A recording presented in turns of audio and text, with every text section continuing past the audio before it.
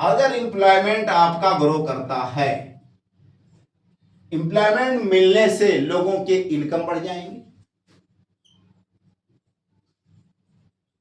लोगों का जब इनकम बढ़ेगा तो उसका मतलब यह है कि डिमांड मार्केट में क्रिएट हो जाएगा।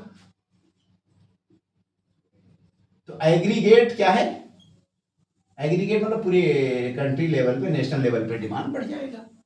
जब डिमांड बढ़ जाएगा तो ऑटोमेटिक प्रोडक्शन बढ़ जाएगा।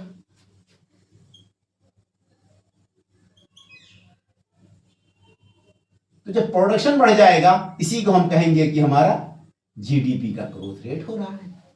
और जो जीडीपी का ग्रोथ होगा तो कंट्री क्या करेगी कि वेलफेयर वर्क पे पैसे भी खर्च करेगी।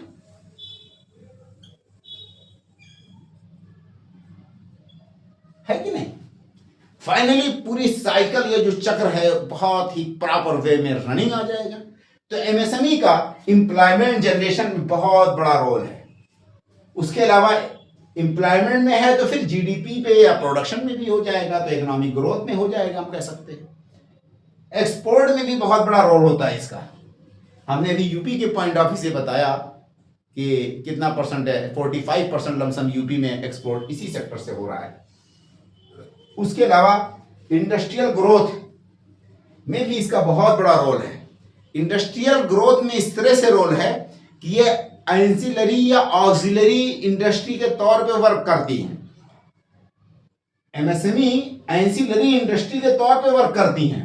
एंसिलरी इंडस्ट्री का मतलब ये होता है कि ये सहायक इंडस्ट्रियां भी हैं, ये सहायक के तौर पे आउटसोर्सिंग का काम भी करती हैं।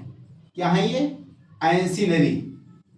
एंसिलरी यूनिट्स का मतलब होता है, या इंडस्ट्रीज का मतलब क्या होता है कि जैसे मान के चलिए कि ऑटोमोबाइल से, ऑटोमोबाइल किसका है? ये टाटा की कंपनी ज्यादातर रहती है इसमें, या महिंद्रा वालों की रहती है।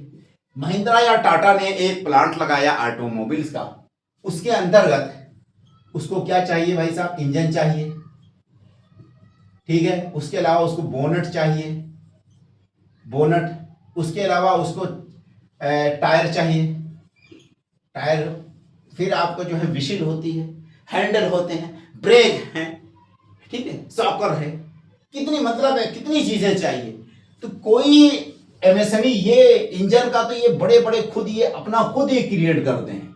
बाकी जितनी चीजें होती हैं वो सारी की सारी, इवन कि इंजन में भी कुछ पार्ट्स, ये सारी की सारी कौन